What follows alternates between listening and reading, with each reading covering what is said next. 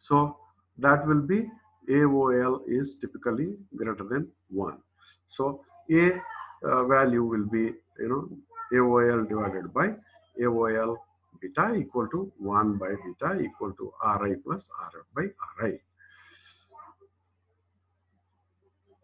So thus, that is nothing but 1 by beta is nothing but 1 plus Rf by Ri.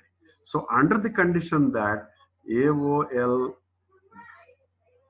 beta is much more than 1, we can say the A with feedback is equal to 1 plus Rf by Ri. This is nothing but A with feedback.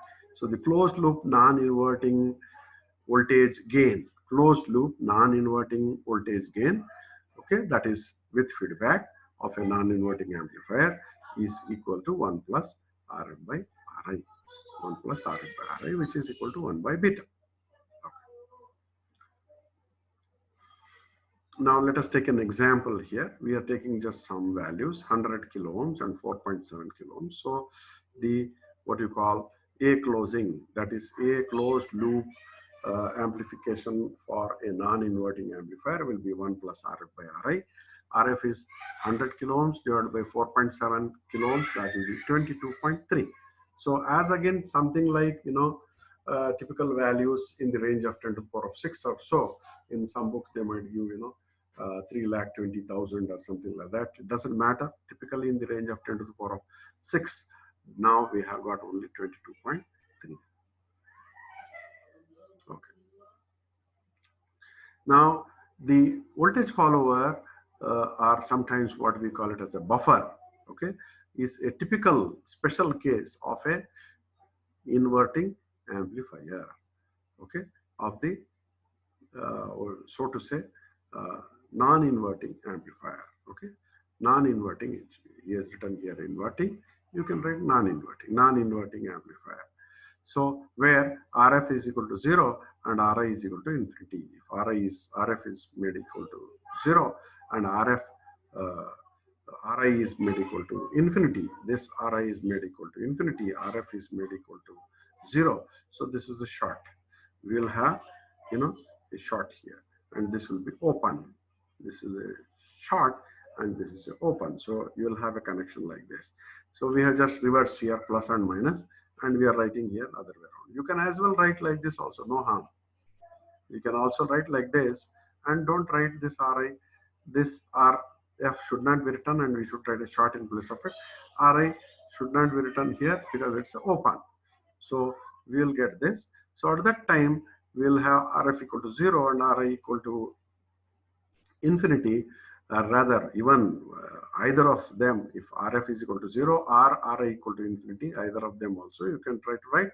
Either way, the AC, what you call closed loop non-inverting amplifier will be equal to 1. So here it should be non-inverting. So we will have the value equal to 1 as the amplification for a voltage follower. Voltage follower, or sometimes it is known as buffer. Okay. Next we come to the inverting amplifier. Inverting amplifier, you can see that we are giving input through the resistance Ri to the minus value, and then we are connecting a feedback resistance also between the minus and the out. Okay, and plus is grounded. So the non-inverting plus input is grounded and the input signal is applied through the resistor Ri to the inverting input. Also the output is fed back through Rf to the same input, which is the the inverting input. The inverting input. Okay. So since Zn is equal to infinity, most of the time we see that the II is equal to 0. Okay, II through the Zn will be equal to 0. Here the current entering the minus and the plus both are always zeros because the input impedance is infinity. Okay, so since Zn is infinity, therefore I1 through Zn will be equal to 0 and Zn will be also equal to 0. That is the virtual ground property. Okay, that is the virtual ground property. Hence the minus input has a voltage equal to the plus input voltage equal to the ground voltage is equal to 0 volts, and the minus input is called the virtual ground. This is basically the virtual ground. So current entering is also zero, voltage across minus and plus is also zero. This is a typical case of a virtual ground. Generally we say, current and voltage are inversely proportional. Here it is not so. Current is zero, voltage is zero, and hence we call that as a virtual ground. So because this is grounded, we say that this point is at virtual ground. Okay, because plus is grounded, minus we call it as virtual ground. Okay. So now we can try to find out the expression. So whatever current is entering here, no current can enter here. Whatever current is entering here, same current will go into this. So IF will be equal to IN. IN will be equal to IF. IN is equal to IF, or IF equal to IN. IF is nothing but 0 minus V out by RF. 0. Do you see the direction of the current? 0 minus V out by RF. That is minus V out by RF. And input current is nothing but V in minus 0 by Ri. That is V in by Ri. So minus V out by RF is equal to V in by Ri. That is V out by V in is equal to RF by Ri. And the A closed loop gain of an inverting amplifier now will be minus RF by Ri. Closed loop voltage gain of an inverting amplifier. So we can have an example again, some values of RF and Ri you can take, and then we'll try to find out that result will just correspond to the, the RF by Ri will be equal to 220 kiloohms. So gain is given to us, okay. If it is 100 is given here, then you can try to find out the output resistance. If gain and input resistance are given, the feedback resistance value can be easily found given the input resistance Ri as well as the closed loop gain of the operational amplifier. Okay. Then now let us try to consider the effect of negative feedback on the op-amp impedances. So impedance of the non-inverting amplifier on the input impedance. Okay, the what you call how the amplification will affect, feedback will affect the input impedance of a non-inverting amplifier. Okay, we are taking a non-inverting amplifier here again. So V in is equal to Vd plus Vf. Vd is this and Vf. V in is equal to Vd plus Vf. So Vd as it is, Vf is beta V out. Beta V out. So we'll have beta into V out will be the value of Vf. Right? Vf will be equal to beta into V out. Beta is naturally Ri divided by Ri plus Rf into V out. And if you substitute that, and since V out is equal to A, the open loop gain into Vd, V out is equal to Vd into open loop gain. We can always write, V in is equal to Vd plus AOL beta Vd. So V out is equal to AOL into Vd. AOL are just A. B in place of B, we can say beta into Vd. So Vd is common, 1 plus AOL beta. So then we have V in here and Vd here. Substituting I in Z in for this.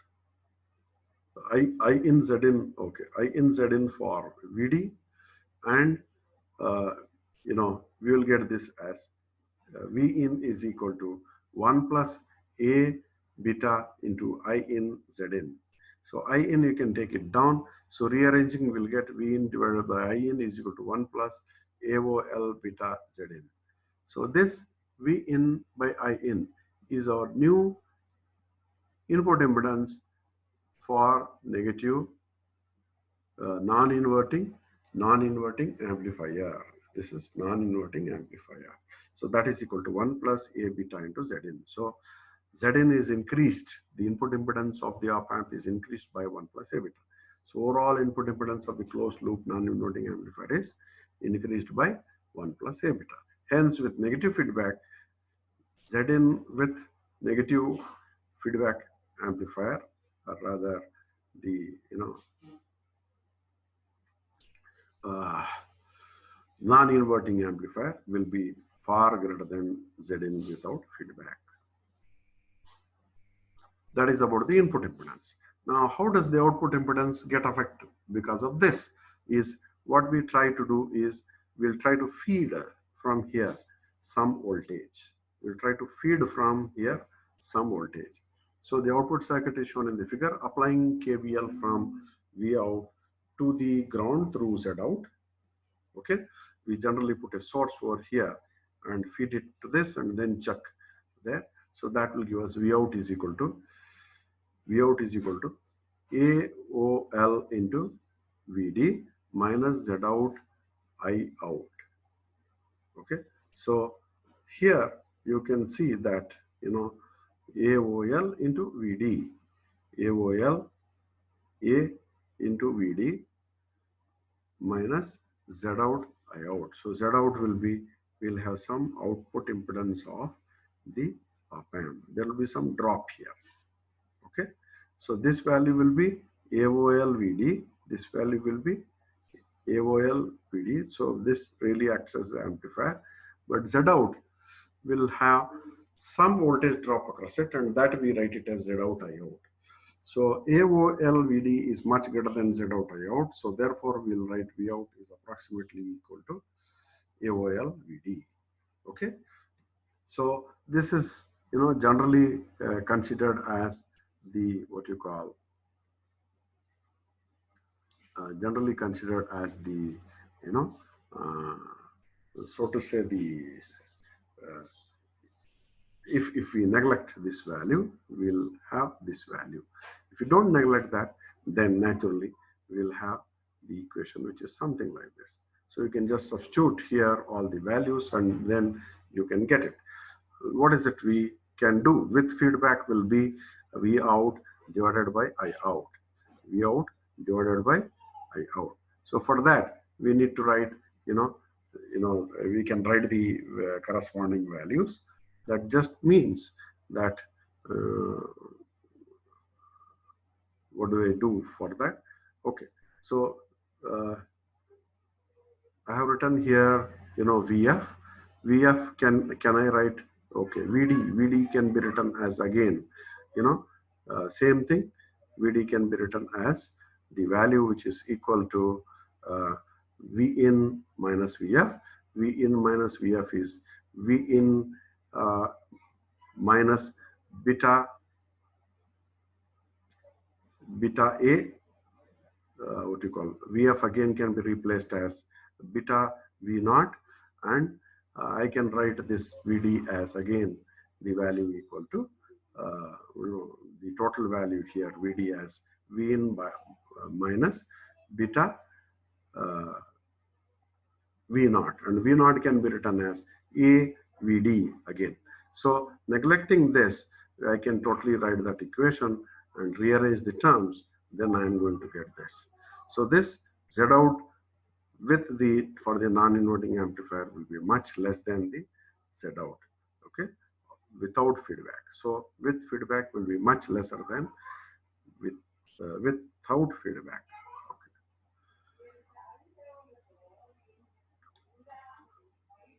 Right. So let us take an example here. Determine the input and output impedance of the amplifier of the figure. The output data sheets give Zin is equal to 2 megohm, Z out equal to 75 megohm, A is equal to something like 2 lakhs. Find the closed loop voltage gain, the attenuation beta of the feedback circuit. So beta is Ri by Ri plus Rf. So for the values given, 10 kilo ohms divided by 230 kilo ohms equal to 0.0435, and Zn is 1 plus A beta Zn. This is with feedback, this is without feedback.